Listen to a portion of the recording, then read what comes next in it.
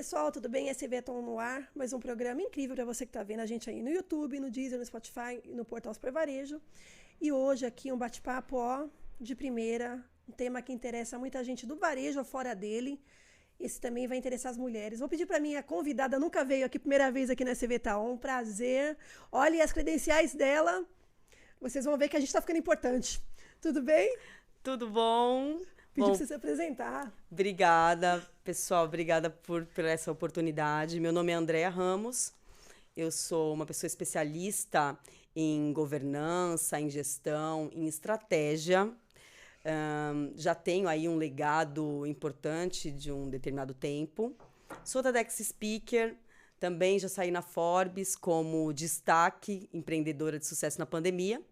E, além disso, ganhamos o Prêmio da ONU em Equidade de Gênero com a Disruptiva. E também o Women Tech Latam, nomeada no ano de 2023 por trazer uma tecnologia importante, diferente, relacionada ao ESG. Nossa, Andréa, vocês ouviram? Nossa, hoje o bate-papo tá, olha, imperdível. Andréa, antes de falar de governança, né? Hoje você vai falar, nosso papo é esse.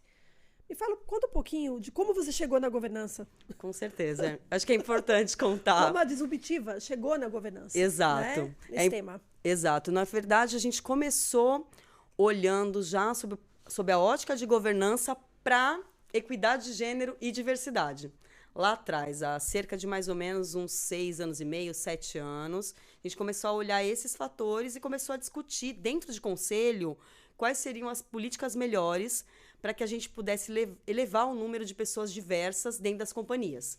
Então, daí surgiu o que eu falo que é a Disruptiva 1.0, né? Inclusive, o Prêmio da ONU a gente ganhou no começo lá da pandemia, no começo da nossa operação. Só que, à medida que a gente foi se aprofundando um pouco mais, a gente começou a entender que para você ter, de fato, uma transformação cultural numa empresa, para você ter políticas, de fato, você precisa ampliar esse olhar. Então, não bastava a gente só olhar na ponta lá sobre o que é diversidade, sobre colocar mais mulheres, mais pessoas de raças distintas.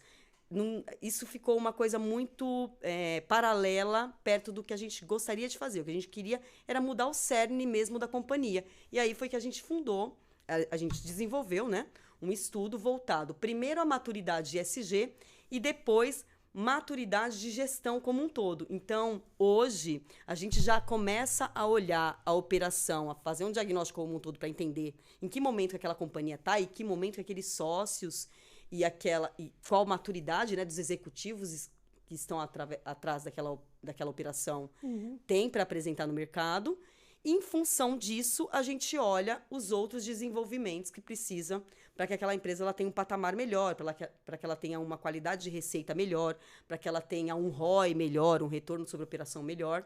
Como eu sou uma mulher meio finanças, meio marketing, meio ESG, porque eu já fui CFO Latam, tenho essa carreira. Mercado financeiro, né? Você veio, né? Exatamente, depois de 20 anos de mercado financeiro. 20 anos, meu Deus. Você tem saudade? Olha, o mercado financeiro, pro varejo. Exatamente. Eu, inclusive, já atendi muitos varejistas na cadeira do mercado financeiro. Inclusive, acho que lá começou, não foi? Foi lá que começou. Esse setor, né? Exatamente. Deixa eu entender melhor aí. Exatamente. Mais ou menos há 20 anos atrás, eu, atendendo alguns varejistas, eu comecei a fazer um comparativo, na verdade, quando eu cheguei a ter uma carteira um pouco híbrida, sabe?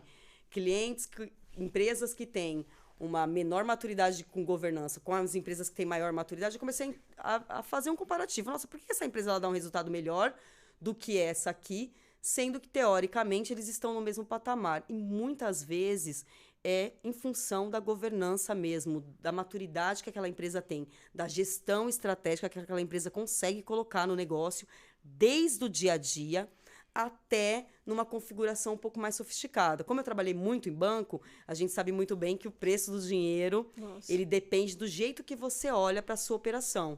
Então, foi ali que começou essa sementinha, eu vim desenvolvendo ela, eu cheguei a posições em Global Banking, Corporate, na minha carreira bancária, né, atendendo empresas de governanças maturadas. Foi esse parâmetro que eu criei para atender agora. Desafio, né, Andréa? Você sair de vários setores consolidados, de grandes... Quanto tempo tem a sua empresa? A Disruptiva tem 7 anos. Então, assim, vamos falar que você tem dois... Olha, você tem dois... São 2 desafios aí. Sim. realmente a questão da governança nas empresas varejistas, de uma forma geral. Gente, a gente fala muito com o varejo alimentar aqui. Quem está vendo a gente aí, você pode cair no canal, não precisa só ser do varejo, né? Para falar de governança, mas assim, nosso foco aqui, né, André? É quem a gente lida muito aí. Então você tem o desafio das empresas, do varejo alimentar, de ver como é que está esse cenário aqui. Muitas são empresas médias, familiares, né? E aí já tem o desafio da equidade, porque não só basta você ter esse projeto da governança, realmente estabelecer como é que você traz mulheres, você traz uma diversidade. Nossa, eu acho que é muito complexo. Sim. Vamos falar primeiro do cenário. O que você encontra hoje no cenário do varejo alimentar em se tratando de governança? Evoluiu nas empresas? Existe realmente uma governança sendo implementada? Como é que você vê? Hoje, o que eu observo? Que o dono, né? A gente tem que entender que, assim, a cultura de dono, ela é muito arraigada nesse segmento varejista, né? É aquela cultura que é trazida mesmo de uma família, né? de um histórico familiar, de você olhar a operação de uma outra forma. Eu que, por exemplo, falei para vocês que tenho uma experiência vasta com multinacionais, é completamente diferente o olhar do dono para o olhar de uma multinacional que ela está fazendo uma operação. Então, eu acredito que, assim, hoje, como a margem cada vez é mais apertada... O varejo, Exato. Muito difícil. E hoje também existe uma necessidade muito grande que esse dono ele esteja em linha com o que está acontecendo no mercado. Antigamente, ele conseguia rodar a operação dele independente, olhando para o mercado local. Hoje, não. A gente pode traçar, por exemplo, cenários geopolíticos que a gente tem aqui, que está muito em evidência, que quando você tem um problema, um impacto em um commodity, isso é cascateado e automaticamente o supermercadista ele vai sentir na ponta, ele vai sentir no bottom line. Então, o que eu vejo? Hoje o supermercadista, ele enxergou que ele precisa se movimentar, ele precisa se reeducar, ele precisa buscar soluções melhores. A gente sabe muito bem que desperdício e perdas é um ciclo que come um pedaço importante. Já fiz... Na margem que já é pequena, né? Eu já atuei nessa cadeira de fazer projetos de ecossistema para desperdício e perdas. Então, é um braço que você pode ajudar. Na outra ponta, você falou muito bem, que é a questão do profissional. A gente sabe muito bem, a gente tem aí uma questão de empregabilidade frágil, nesse segmento, por conta de várias questões, mudança mercadológica, mudança geracional. Você não tem... Hoje, o jovem, ele não enxerga as profissões como a gente enxergava antigamente. Tudo mudou, né? E trabalho presencial, O trabalho presencial, exato. É a distância de um trabalho para o outro, a dificuldade ainda do transporte. O que é benefício, de fato, para ele, que a empresa pode proporcionar que ele enxergue como benefício. Exatamente. Que vale o tempo dele, né? Que vale o tempo dele. Naquele lugar. E aí eu me pergunto, né? Qual que é o apetite e qual que é o discurso que esse empresário varejista, ele tá na ponta ali trazendo para que ele mude essa configuração. Eu acredito que, por exemplo, políticas de diversidade, equidade e inclusão são fundamentais para você mudar esse cenário. Se você não conseguir ter um ambiente inclusivo para você contratar pessoas diferentes do que é estipulado como um padrão, você talvez não consiga enxergar que tem uma massa ali que também está procurando. De pessoas competentes, interessadas. Exato, né? esse tipo de oportunidade. Ou talvez você fazer uma gestão estratégica de horários distintos para que essas pessoas possam chegar até o seu ponto de venda de uma maneira melhor e com mais qualidade, mais saúde, mais tranquilidade no trajeto. Eu acredito que hoje é muito diferente do que a gente estava operando há 5, 6 anos atrás. Você acha que a governança, as empresas que já estão implementando ali esse processo de governança corporativa, essas empresas realmente com esse cunho familiar, nossa, porque é muito difícil, eu acho que é como desapegar, né? Deve dar aquele medo, tipo, puxa, esse negócio nosso, a gente vai pôr pessoas de fora, eu vou ter que ter um conselho, quem vai estar nesse conselho? Mas você acha que essas empresas que já estão nesse processo, para elas, essa questão de entender o papel da diversidade, elas já enxergam isso melhor? Eu acredito que ainda tem um medo, um receio, uma resistência muito grande. Que você pegou exatamente no ponto. A gente já tem uma cultura aqui, 50 anos, 60 anos, 80 anos. A nossa família ela já toca esse negócio, que foi a custo de... boa parte da vida dos fundadores, né? A gente sabe muito bem que é uma preciosidade, mas a gente precisa dar um suporte. Eu sempre falo, a governança, ela nunca começa da ideia de você montar um conselho. Infelizmente, muitas vezes o mercado coloca dessa forma. Ele assusta. Ela começa onde, então, Ela começa em pequenas ações na sua gestão. Tá. Eu sempre repito que se o empresário ele consegue fazer a gestão do negócio dele no dia a dia com mais qualidade e ele começa a colocar ferramentas para que essa gestão ela fique mais tranquila e aos poucos ele deixe de ser centralizador e comece a distribuir essas estratégias, essas tomadas de decisões, é muito mais fácil depois para ele vir e montar um conselho e deliberar para que um grupo de pessoas possa auxiliá-lo. Então, a gente precisa também pegar esse supermercadista, esse dono, e ter um acolhimento para poder... para que ele entenda que isso não é um bicho de sete cabeças, como parece que a governança é sempre só para multinacionais, para estatais. Não, são processos simples assusta, no começo. Né? Eu acho que essa questão do controle, né? Eu vou perder o controle do meu negócio? Até que ponto? É uma mentalidade que não funciona mais, não é assim. O olho do dono, né? É o medo, né? Do tipo, eu vou sair aqui, minha empresa vai passar para, sei lá, mesmo que seja o filho, né? Mas assim, ele se afastar, ele entender que ele tem que delegar, né? Sim. E aquilo que você... Uma frase, para quem acompanha a gente, enfim. Antes da gente trazer aqui o nosso convidado, a gente manda para ele um questionário para falar um pouquinho, conhecer um pouquinho, né, Andréa? Enfim. E lá uma frase me chamou a atenção, que você colocou aqui, ó. A missão da empresa, né? A nossa missão é ajudar empresas a deixarem de sobreviver no varejo para se tornarem negócios rentáveis, estruturados e reconhecidos. Então, assim, é isso que vocês fazem? Vocês pegam isso que nós fazemos. Pega essa empresa que muitas vezes ela não está entendendo onde fica o pé, onde fica a cabeça, onde que fica o esqueleto todo para ele poder melhorar a operação dele.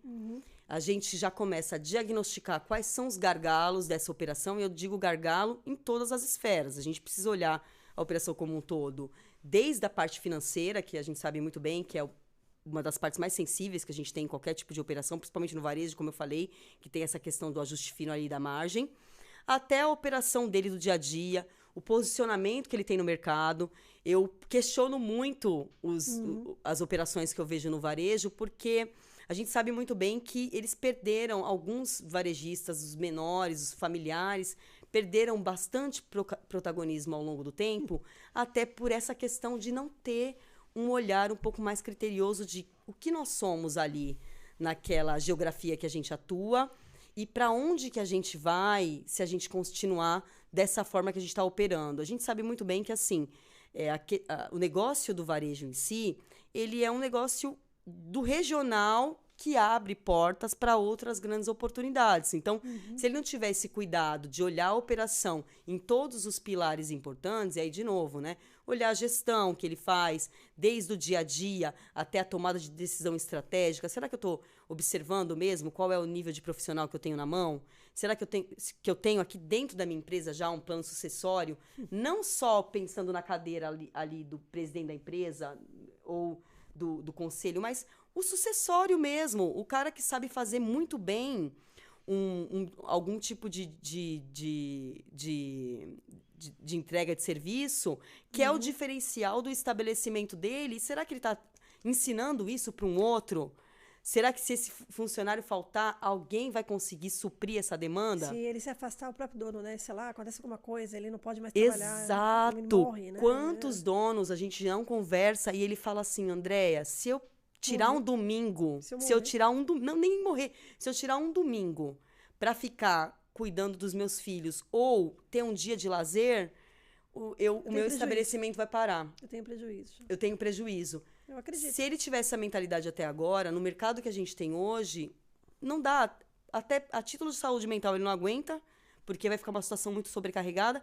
E a título de negócio é impensável. É inacreditável sobreviver assim, né, André? Exatamente. Não, é inacreditável. É inacreditável. Não, da gente que acompanha muito setor, acho que o nível de competição entre muitos players aí, grandes nomes do varejo aí.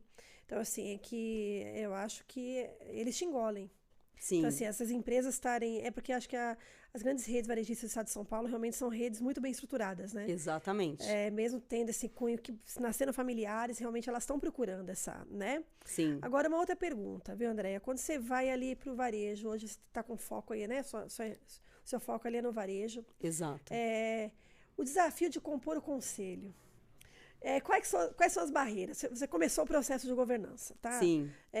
Eu acho que existe um tempo, por exemplo, eu tenho uma empresa lá há 10, 20 anos. Se eu quiser fazer, eu consigo fazer? Consegue Quando eu fazer. começo? E quais são os desafios na hora de compor o conselho ali? Eu acredito que, assim, a primeira coisa que a gente tem que estabelecer é que a governança corporativa, ela é uma governança mais estruturada. A governança familiar já é para você poder identificar quais são as necessidades para esse tipo de perfis, mercado. Né? Ali, está na família que vão poder... Exatamente. E assim, muitas vezes você não vai encontrar todos os perfis na família. Sim. Então, a primeira barreira é você identificar o que de fato aquela empresa ela tem de oportunidades que a gente pode aprimorar ali, ajustar a mentalidade de quem é detentor das ações, é detentor ali da responsabilidade de fato daquele negócio e fazer com que esse movimento dele tomar a decisão, olha, eu vou primeiro criar um conselho consultivo. Para que existe o conselho consultivo? Para ele poder se adaptar. É como eu expliquei. É um processo. É um processo. É muito complicado você... Por isso que eu sempre menciono. É um processo crescente. Assim, não é... Parece que é uma fábula. Você vai virar chave... Não. Né? Você teve sempre... Você nunca teve acompanhamento de gestão, você nunca teve acompanhamento direito do seu estoque, você nunca conseguiu entender quais são os desperdícios. Aí, num belo dia, você acorda, alguém falou pra você, eu preciso montar um conselho e eu vou estruturar isso agora. Não é bem assim.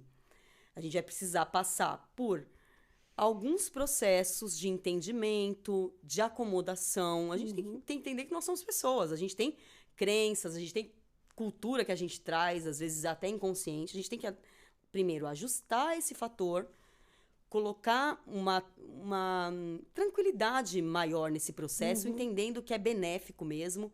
O que eu acho mais complicado é, por exemplo, você está muitas vezes a gente pega um dono de estabelecimento que ele já está no momento da saída mesmo, porque fisicamente ele já não aguenta mais aquele trâmite do dia a dia, ele já está numa casa de uma idade um pouco mais avançada e ele fica naquela situação do tipo, para quem que eu vou passar isso aqui? E isso aqui é a vida dele. Angustiante também, né? Nossa. Exato. Então, assim, eu acredito que a melhor solução, e é o que a gente utiliza muito, é primeiro a escuta entender a maturidade do negócio junto com a mentalidade de quem está à frente desse negócio. E aí, tentar ajustar junto com a estratégia de quem está chegando e de qual que é o verdadeiro desejo daquela companhia. Às vezes você entra no supermercado para fazer toda essa gestão e ele identifica que não, cansamos mesmo, a gente não tem um planejamento sucessório e está na hora de vender, de uma outra companhia assumir isso aqui, mas de uma maneira leve. Não de uma maneira como se ele estivesse perdendo um membro dele ou perdesse um membro da história dele. Eu acredito que esse é o cuidado que muitas empresas maiores ou executivos maiores, muitas vezes, às vezes, não tomam esse cuidado, olham mais a operação como se estivesse olhando uma operação gigante, e as coisas não são bem assim. Talvez o faturamento ele seja gigante, mas os meandros dessa mentalidade ainda não esteja preparado para espaço. Então, a gente precisa preparar. Os conselhos, agora, as mulheres têm encontrado espaço? Existe... Ainda mais no varejo, aí, no setor do supermercadista? As mulheres têm participado? Existe um caminho, né? Eu, inclusive, participo de um grupo de conselhos forte que fica dentro do Grupo Mulheres do Brasil, onde a gente troca todos os dias. A gente teve uma redução, infelizmente, da liderança feminina como um todo de uns anos para cá. Olha que dado aí. Exato, a gente teve uma redução. Por quê? Porque, infelizmente, não tem... Assim, a gente tem todo um mecanismo, né, para que essa mulher ela consiga avançar em camadas e chegar no topo, que seria o conselho ou uma posição de C-level dentro de uma empresa. E a gente ainda tem muitas barreiras com relação a isso. Sim. Como eu te falei, né, o ambiente inclusivo, a mentalidade do ambiente inclusivo já é para isso, para que você consiga ajustar o mercado aos fatores de diferenças que a gente tem em detrimento às condições que cada um oferece. Né? É lógico que se você pegar uma mulher, uma mãe ou, por exemplo, alguma pessoa que tem uma questão de uma qualidade de deficiência, é muito diferente de você pegar um homem que é o padrão social para colocar ali no poder. Se você não tiver esses ajustes, realmente essa pauta ela fica um pouco aquém. Então, desses anos para cá, a gente teve uma diminuição. Eu olho para o varejo como uma oportunidade. Então, o que eu estou observando? Que mulheres que não tinham protagonismo, ainda mais porque o ambiente é familiar, e aí a mulher acaba, né, ela sempre ficando ali como a segunda opção, principalmente na hora dessa posição sucessória. Atrás do filho do primogênito, né? Ou do primogênito, ou de algum outro familiar que tenha já esse cenário constituído um pouco mais patriarcal.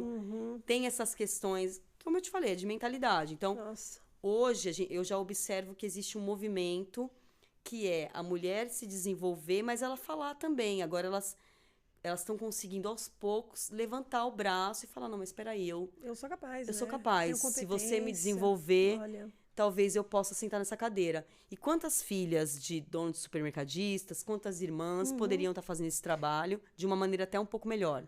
Porque o que a gente vê muito, né, André? A gente acompanha muito aí o setor no dia a dia. Acho que as cadeiras de SG, né, elas acabam indo para essa cadeira. Responsabilidade social. Não é que a gente é natural da gente ter talvez essa aptidão. Essa sensibilidade. Eu acho, mas assim, a gente pode estar em outros locais. Exato. A gente pode estar realmente como a CEO. Sabe? Eu acho que, sei lá, a gente pode estar lá numa área financeira. Exatamente. Não é? O meu legado de trazer sempre para a mesa, né, a minha referência como mercado financeiro é proposital. A gente sabe muito bem que existe uma dificuldade muito grande da mulher, muitas vezes, aportar ali o que ela tem de melhor, porque é olhada, é tido no mercado como, mas uma mulher ela não vai conseguir identificar direitinho o que é a necessidade desse negócio para esse negócio crescer. E as estatísticas, elas desmentem essa teoria. Muitas mulheres, quando elas estão em posição de liderança, elas elevam o patrimônio, elas tornam a empresa um pouco mais rentável, porque a mulher, sim, ela tem qualidades diferentes, né? Quando eu comecei a estudar essa questão da diferença da liderança de mulher para homem, foi muito baseado na liderança Shakti, que, inclusive, o Raj, que é o fundador do Capitalismo Consciente, é a pessoa que escreveu esse documento a respeito disso. E, assim, a gente teria que ver essa curva como complemento. A mulher, ela precisa sempre ser apoiada para que ela consiga ter esse desenvolvimento de maturidade de gestão e tenha força para poder assumir posições. E aí, sim, a gente vai ter uma diferenciação na qualidade dos negócios, porque são pessoas diversas. Eu, recentemente, inclusive na APAS, falei com supermercadistas, fiz uma pergunta para ele sobre a questão das gôndolas. Eu falei para ele assim, qual que é a estatura média de uma mulher no Brasil? Você não alcança, né? Você não alcança. Quantas mulheres, eu, você ou outras, a gente... As baixinhas. A gente fica um pouco desapontada. Constrangedor procurando alguém, né? Exatamente. E às vezes a gente não compra. Pode perceber. Sim. Se você olhar isso sob o ponto de vista de negócio, olha quanta oportunidade você está deixando na mesa. Verdade. Só porque você não tinha, talvez, uma mulher que olhasse essa gôndola abaixasse um pouquinho ali, seu estabelecimento e falasse assim, vamos fazer uma estratégia e vamos mudar? Produto de mulher, vamos colocar aqui a altura? Verdade. Eu tenho certeza que uma métrica que a gente poderia validar é de quantos por cento a quantos por cento a gente passou a vender porque essa mulher ela se sentiu incluída. Isso é equidade. Isso é você colocar na mesa quais são as possibilidades. Isso eu só estou te dando um exemplo, mas assim, passa às vezes desapercebido se você tiver sempre o mesmo tipo de pessoa olhando as mesmas operações. A gente não vai avançar. E quando você chega na etapa do conselho dessas empresas, eles funcionam de fato? Você percebe que essa estratégia dá certo? Ou pode acontecer de você ter toda a estratégia, a empresa está lá, se criar o conselho e as coisas não evoluírem? Como é que esse caminho aí a gente precisa... Como é que você identifica isso, né? Sim, sim. É que, na verdade, toda a estratégia que você cria até chegar nesse patamar já tem que ter eliminado outras... Já tem tá mais assim, firme, né? Já está mais firme, né? Então... Já meio que eliminou essa possibilidade nos patamares anteriores. De não chegar ali, de não se ter um objetivo de... Exato, por isso que eu expliquei. Você não pode olhar só a constituição de um conselho como uma etapa final de desenvolvimento de governança. Você tem que preparar, à medida que você prepara toda a instituição para que ela consiga dar esse passo, dificilmente ela vai voltar atrás no meio desse processo. Ela já vai ter uma mentalidade diferente, quem estiver dirigindo ali já vai ter uma mentalidade diferente e talvez o ajuste, na verdade, é um pouco diferente do que você está mencionando. Talvez a gente não faça de uma maneira que eu criei uma expectativa, porque é o que eu estou acostumada, e eu tenha que adaptar de alguma forma para aquela realidade, para aquela cultura e para aqueles valores. O que eu acredito que o passo que a gente está dando é hoje ter mais clareza de que todos esses movimentos, eles realmente são válidos, né? A gente tem também não só o fator de diversidade, mas a inovação, a parte de você, o omnichannel, tudo que você tenta trazer também de tecnologia. Antes era mais difícil você colocar no setor. É verdade. E hoje a gente está percebendo que é uma necessidade. Mais natural, né? Você mais natural. Muito mais rapidamente ali. Exato, porque senão você não consegue dar vazão e aí você fica muito distante da sua concorrência. Então, se você fica muito distante, como é que você vai fazer para poder dar o seu preço e continuar operando com saúde financeira, com uma saúde de gestão, com uma cultura perene para o futuro de resultado. Então, fica um pouco difícil, né? Hoje eu já estou vendo que existe uma abertura maior. E tudo isso são fatores relacionados à governança. Como eu mencionei, é um caminho que você constrói para que você consiga ter um horizonte mais estratégico e mais previsível também da sua operação. Dos cases que você tem aí, você lembra de algum que você pode falar, não, nossa, depois que a gente começou o processo, a empresa mudou radicalmente. Sim. Tudo se mudou dentro dela. Sim. Existe? A gente tem no mercado cases assim? Sim. Eu tenho um case que... Não precisa dizer o nome se você não quiser, mas se você fica interior, São Paulo, é uma um rede? Case, é uma rede do interior, onde quando a gente entrou para fazer o primeiro diagnóstico, foi muito delicado, porque tinha arestas com relação ao financeiro, que é uma das primeiras coisas que a gente olha, dentro desses pilares financeiros e do que apresentava nos financials da empresa, a gente já conseguiu identificar que tinham vários gargalos com relação a time, a cultura, a turnover altíssimo. Esse segmento ele tem um turnover, uma mudança, uma rotatividade muito grande. E isso impacta demais a operação, porque para você treinar, por exemplo, se você tem uma gerência média, você pode perder aí de 18 a 20, 25 mil só em treinamento para colocar uma outra pessoa na cadeira. Que você não sabe quando vai ficar, né? Que talvez ela fique aí, sei lá, só a experiência. Exatamente. Quando a gente faz o diagnóstico, assim, se a gente faz em todos os pilares,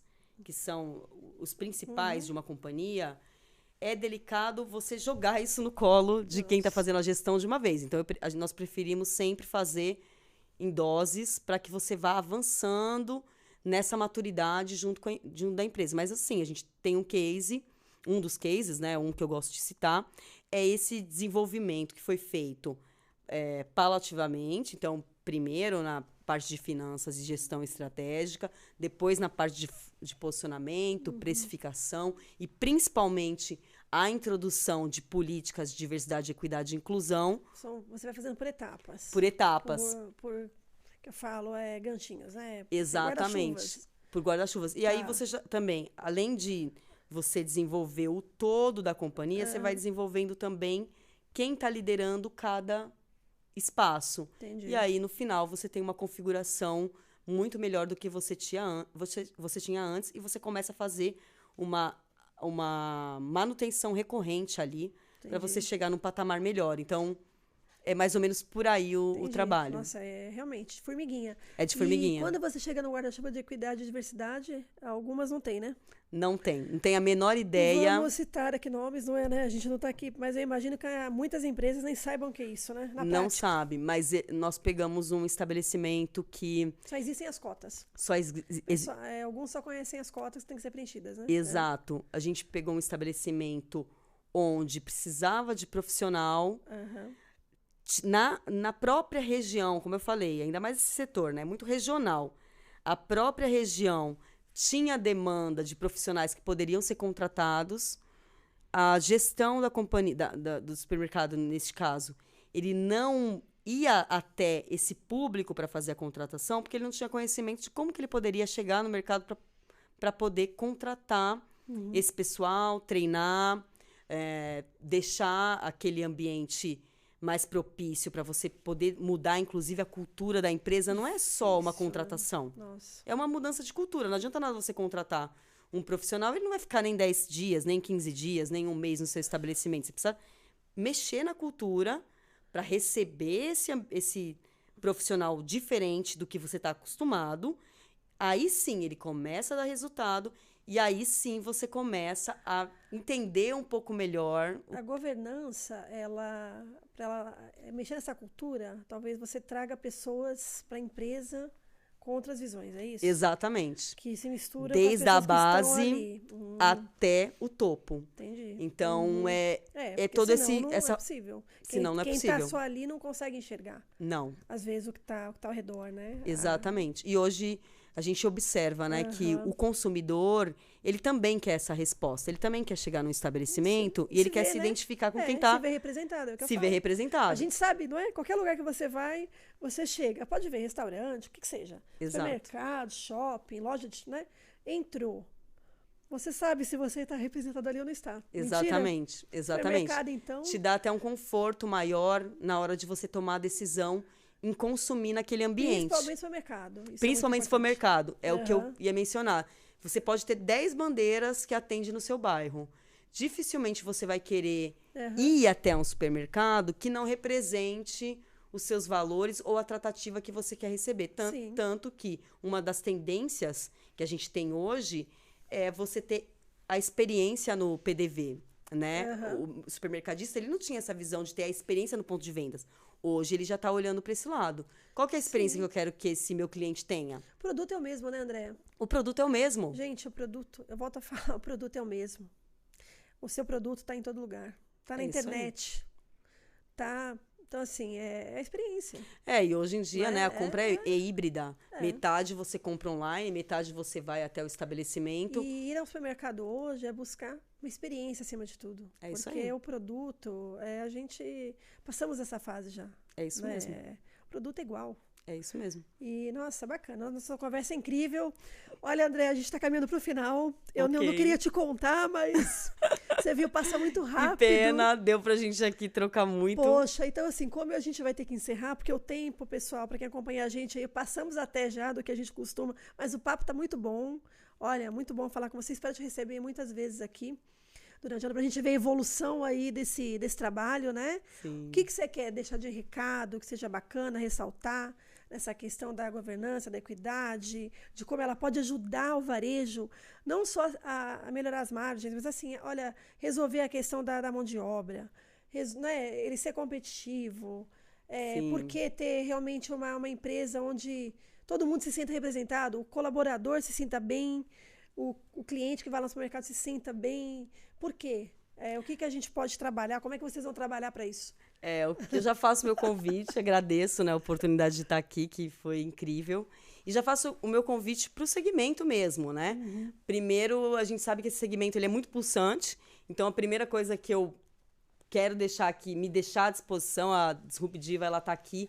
Para quê? Para pegar na mão, para tirar... Te encontram onde? LinkedIn? Como LinkedIn, é que te encontram? Vocês podem me encontrar no www.disruptiva.com.br, no LinkedIn também, na página da Disruptiva, no Instagram também, nós somos fortes. No Instagram eu falo mais com as mulheres, mas o todo, ele sempre funciona para todos os pilares.